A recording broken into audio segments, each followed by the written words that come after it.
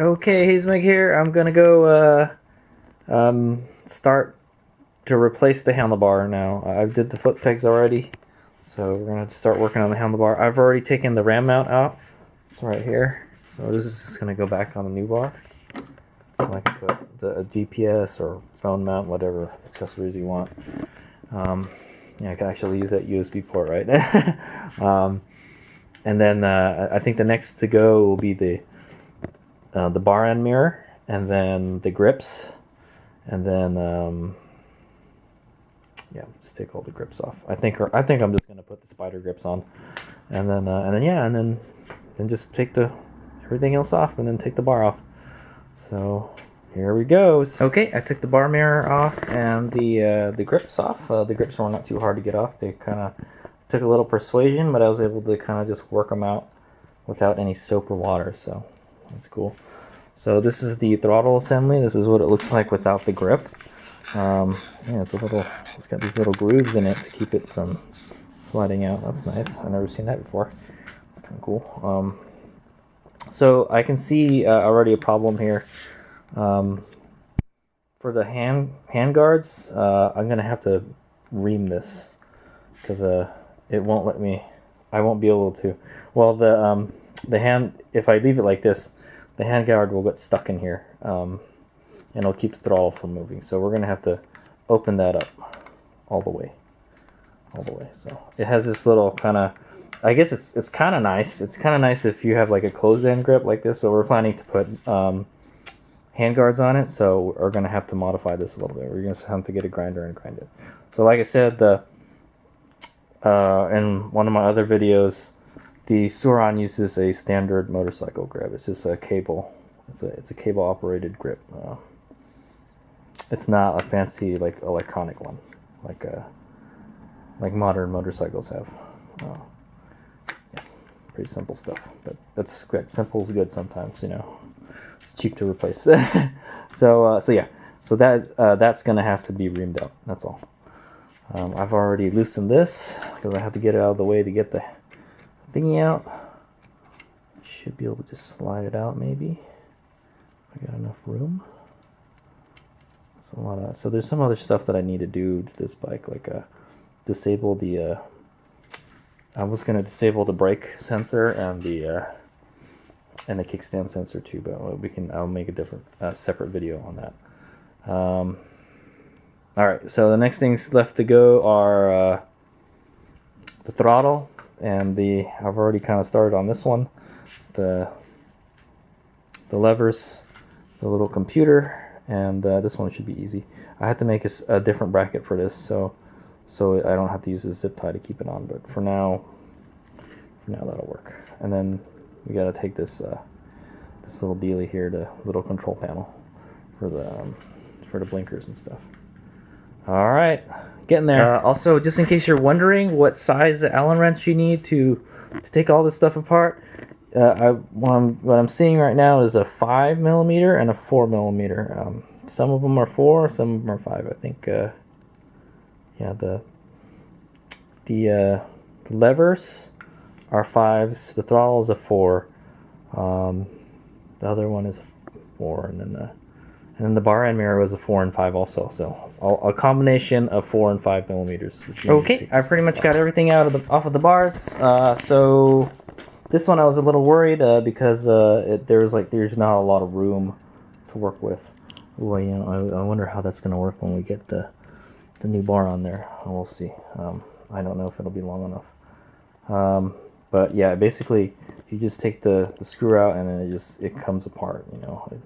It just kind of swivels around, and that was able to come out. We may have some issue with how long the other bars are on this one though, so with that one. The other ones look like they might be okay. I may have to shorten the bars, that's what I'm gonna say, which is okay. They're really, really long, so I don't mind if I have to shorten them a little bit. So I just wanted to show the little the gauge, the instrument cluster, the computer, what the previous owner's handiwork looked like. So there it is. I thought that's a pretty good idea. So what they did is they put 2 zip ties around the cable here. It goes to the computer, and then they put it around the handlebar, and that kind of helps it to keep from sliding around. It's actually pretty stable. And then they just put one zip tie on the top so it doesn't flop around. But we're gonna find a way to mount this so we don't have to have this zip tie over the top, so it doesn't look so ghetto. But that works, you know, it works. The thing is, so the way I think this mounts on the stock dealie is there's some holes here, and then it screws to the switch, and this is not the stock switch. This one has like the turn signals and everything on it, so it's actually a pretty cool unit. It's really compact.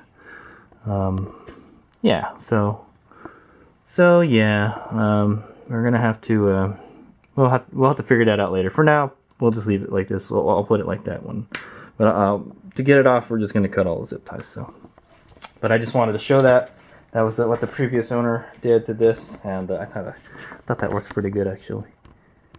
All right, here's my go. Okay, so it looks like I'm at the point where I can take the handlebar out. So it does kind of block. It does block. It blocks the stem quite a bit. But what we can do is we can fold it. We can fold it, unbolt it, and then just take it off. The new bar should be easier to install because it doesn't install. The bar won't be in front of the bolts and stuff. So that's one of the kind of weird installation things about this bar. But I don't think it's a big deal because you can unfold it, or you can fold it. I mean, there you go.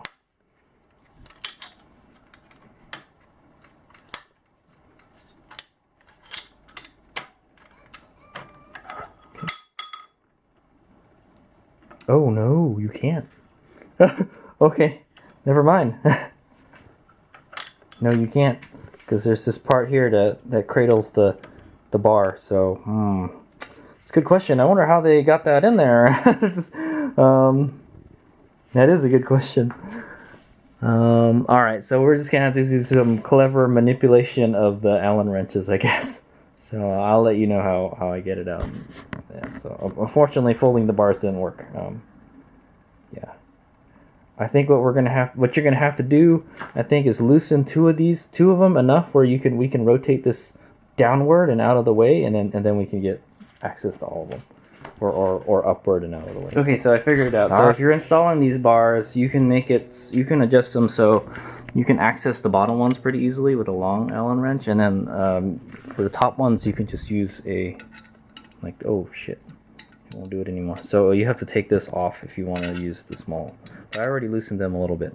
So I think all I have to do is really loosen the bottom ones now. Oh, it's already pretty loose too. Okay. Maybe it was already really loose already. That's not good.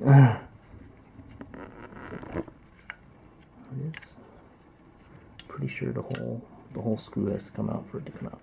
All right. So what I'm gonna do is take those, or we can bend it. I'm going to take those screws out first, and then we're going to move the bar forward or up, and then it'll give us access to the front one. Okay, there we go.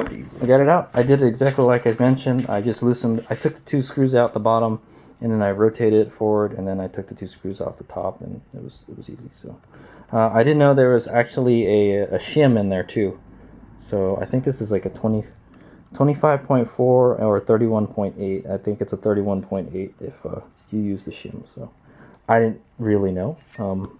It's actually not that heavy. It's a little heavier. It's definitely a little heavier than the bar I'm going to put on, because it's got like a lot more. It's got more meat in the center, you know. So we'll go weigh them. I promised I would weigh these Promend bars. So here they are. This is the Promend folding handlebar. They're actually not that heavy. There we go. That's with the shim. It's 1 pound and 6.8 ounces, pretty much. 1 pound 7 ounces, we call it.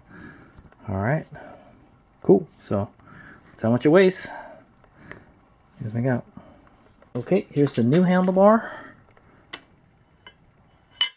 I can't even get it on there without it touching the ground. Okay, there we go. It's not even 1 pound, dude. It's like 11.4 ounces.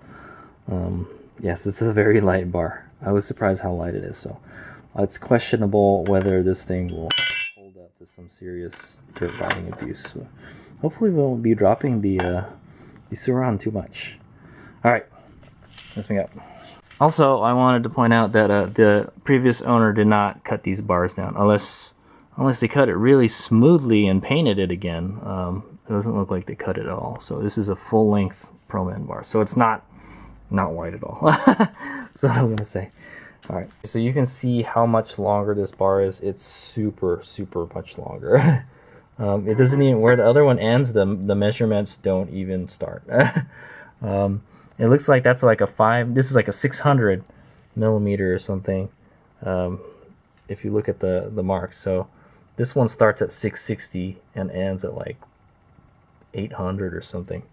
So yeah, I may cut it down. It seems like it's a little wide, but if you look at it compared to the bars on my KLR, it's the same length. So it's a full-size dirt bike bar, man. That's what it is. So let's see.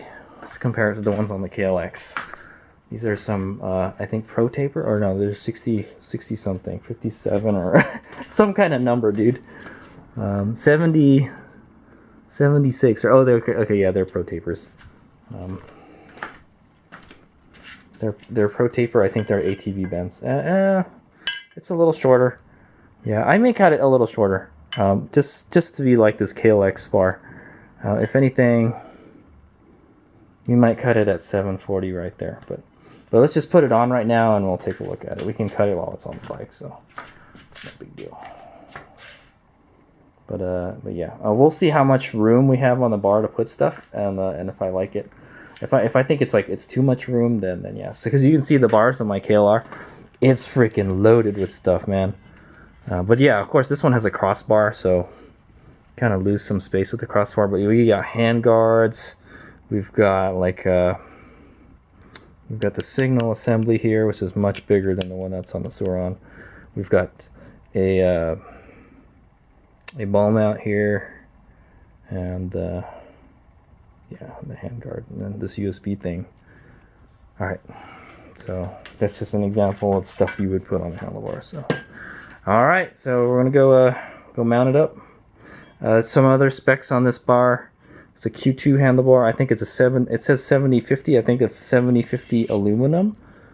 See, 7050 double-butted alloy, or okay, it's an alloy. It's aluminum alloy. It says a 9-degree sweepback and a 5% 5-degree upsweep, and it's at 31.8 millimeter, and oh, it's 800 millimeters wide. So yeah, I may cut it down a little bit. I think we'll probably cut it down to maybe 760 or something. I feel that it's kind of too long. All right, okay, I installed the new bar on there. I may have to take it off again if like we can't get some of this stuff on there, but I just kind of put it on there right now, just to see what it looks like. I should probably sit on it and see how it feels. I may want to rotate the bar back or forward or something or whatever. I think it's pretty neutral right now. If anything, it looks like it's rotated back a little bit. I might want to rotate it back a little more. I feel it's still kind of low. This is the tallest bar I could get, so I think we may have to get one of those neck risers, but I think we'll go with this bar. Yeah, looks good on there though. It's pretty sweet, man. All right, so that's where I'm gonna kind of stop today, and then we'll go start putting the other goodies back on when I get home from work. So yeah, I got the bar on there. It looks good. 31.8 millimeters. So that's the tallest bar I could find. So I think there are taller ones. I think you don't want one that's like too tall. So like these ones are pretty tall. Like I don't know, man. It's probably like the size of my finger to rise. So this is like only like half. Yeah, well, like it's like 3/4 as tall as the ones on this. So, and this already has risers on it. So I have a feeling that we're gonna have to put a riser on this. Maybe, but we'll just ride it like this for now. And we'll see. I feel that it's still kind of low, but there is an extension that you can get, a riser for the head that will move this up a bit. So if I can move that up like an inch, would be good. I think. But and you know, that's dependent on the rider. It depends on how tall you are, but this should be better than it was before. it's a little taller than it. Before it just goes out straight, right? So, but like I said, you don't want it to be too tall, because then it weakens the bar. Is what happens when it's too tall, and that's why like on these dirt bike bars you have to have like a cross brace or something to stiffen them up. So if you dump the bike, it's more likely to bend it or break it or something. So yeah. So it's not good to have one that's too tall. But like I said, I got the tallest one I could find for a mountain bike bars. Yeah, it's a lot like the bar on that bike right there, the impulse. And I do like those bars. I feel they're kind of low though, so that's what polarizers on. It's a little different working with this. It's got mountain bike components, so I'm not really used to working with mountain bike stuff. I'm used to working with dirt bike stuff. So dirt bikes have like a double clamp here, one on each side, whereas mountain bike has a single clamp in the center, which is better. Well, I think the motorcycle is better because it's wider. It's wider and it's got two clamps. So, but it's only like 100 something pounds, so 125 pound bike. So it's a lot lighter than motorcycles. So hence you don't really need that heavy duty stuff. All right, so I'll start adding the stuff when I get home from work or tomorrow. All right, here's me up. Also, I wanted to say, like, so this bar made the bar move forward quite a bit, actually. You can see that's like 2 inches. It moves it like 2 inches forward, where we get that 2 inches back. So it moves the bars back towards you, so you're not stretched out as much. So hopefully that'll be okay. You get, believe it or not, you get this little seat here. You can actually move around on it quite well, and we'll find that out when we actually start riding it. So at least I thought with the other bars, but these ones we'll find out. If anything, yeah, I think we're gonna have to get a neck riser. I still think it's not tall enough, and it's gonna suck putting it in the van now. It's because it won't fit in the van at all.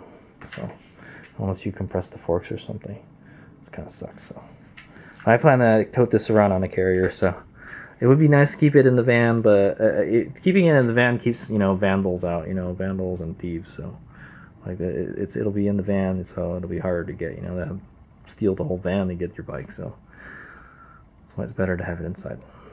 So yeah, I like to say, yeah, it made it just a smidge taller, but it moved the bars back too. So we went back and taller, and they're wider. So, and it looks like there's a little bit of sweepback too. Yeah, it has a little bit of a sweepback to it. So it said 9 degrees or something. So I don't know how much the other ones are, but I'm liking them. They look the part, that's for sure. I'm just worried that since they're so light, they might break really easy. We'll find that out. All right, let's make up.